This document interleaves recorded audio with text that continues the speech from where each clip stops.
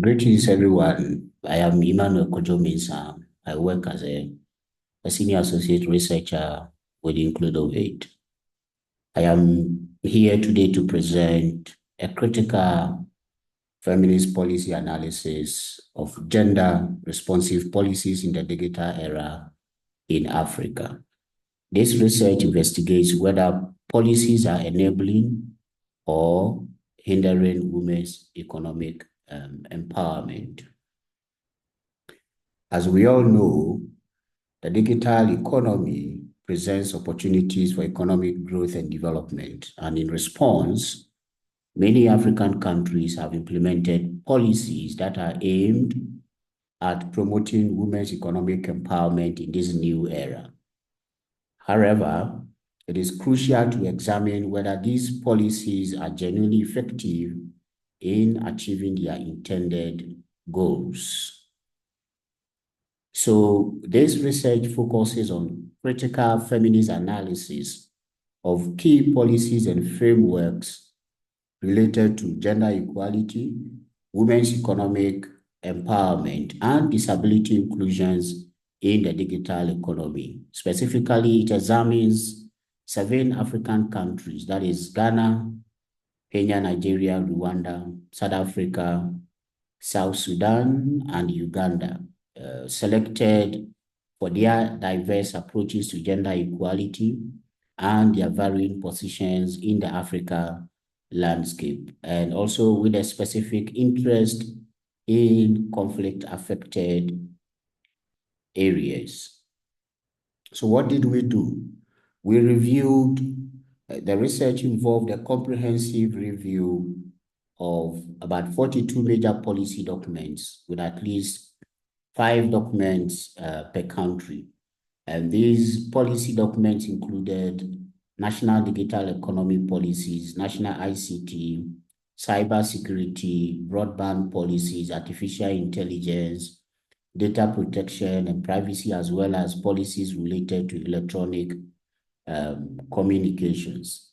So a critical feminist lens was used to analyze these documents, taking into consideration factors such as intersectionality, power relations, subjectivity, historical context, normative critics, and also compliance with the United Nations Conventions for persons with disabilities.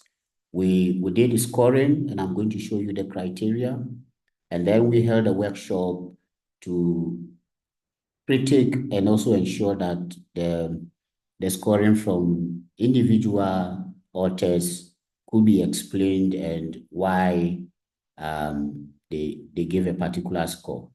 So as you can see, this is the critical feminist policy analysis criteria, the different questions that were used to guide the scoring, and then also the scoring scale that we use. So for example, in terms of intersectionality, we're interested in knowing, does the policy that we reviewed explicitly address the needs of women from different backgrounds? The aspect of power relations, does the policy address issues of digital gender divide, such as unequal access to technology and digital skills?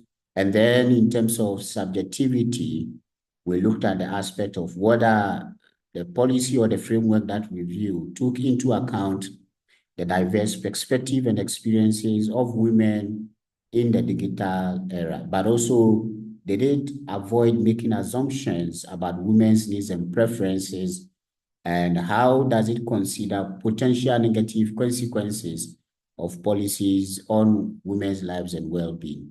Historical context is also important when you are looking at policy. So we considered whether the policy acknowledges the historical context of gender inequality and digital development, as well as also how does the past policies and practices shape women's current experiences in the digital economy. We're equally much interested in the aspect of the compliance in terms of accessibility. So specifically, we looked at, does the policy promote accessibility to digital technologies for women with disabilities? So the scores here, scoring 5 was excellent. That means it fully met the criteria. Good. And then the aspect whether it needs improvement. Now, what are our key findings? The findings reveal that while all the 7 countries have policies on gender equality and women's economic empowerment, their implementation varies, and we've outlined this more detail in our full paper. Now, some countries have explicitly developed digital economy strategies, while others have only draft or none. Despite the stated commitment to gender equality, many policies do not effectively prioritize or mainstream gender considerations in terms of the different criteria that we looked at.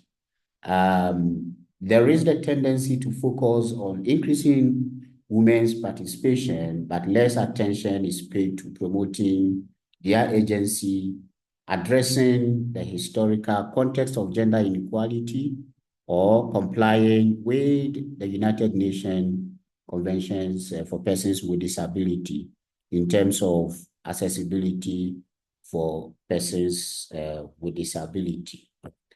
Some of the key challenges that we identified in terms of policy implementation gaps, mainly 5 key of them: insufficient funding and resources, mostly related to inability to consider or implement gender responsive budgeting. Cultural norms is also important. The aspect of political will, and then also monitoring and evaluation aspect, where, as I would call it, a lot of these countries are not measuring what matters to influence policy decisions. What are the implications of our findings if we really want to ensure that women are economically empowered in this digital era? Our findings highlight a significant gap between policy rhetoric and actual implementation. And so there is a clear need for more robust, context-specific, and intersectional approaches to truly empower women economically in the digital era. The lack of effective gender-responsive policies, particularly in conflicted settings in our study, South Sudan, further worsens existing gender inequalities and their empowerment. Our recommendations.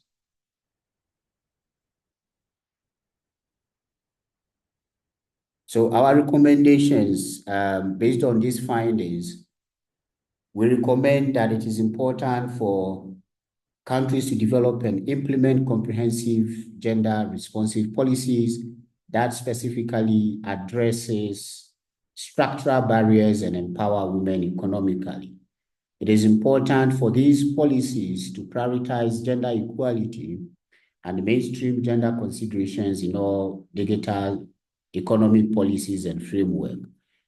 It is also important to ensure that these policies comply with the conventions or the right of persons with disability, particularly concerning accessibility for persons with disability, and also ensure that the policies promote women's agency and address historical context of gender inequality in digital development. Now, what is our conclusion? In conclusion, we say that Africa or African nations must go beyond the superficial commitment to gender equality and women's economic empowerment. And specifically, they need to shift the focus to develop and implement policies that actively dismantle structural barriers, empower women, and guarantee inclusivity for all, including women with disability. Now, to ensure that no one is left behind in the digital economy, these countries or Africans need to ensure that there is a concerted effort which is needed to promote women's economic empowerment and also create a truly inclusive digital environment. Thank you.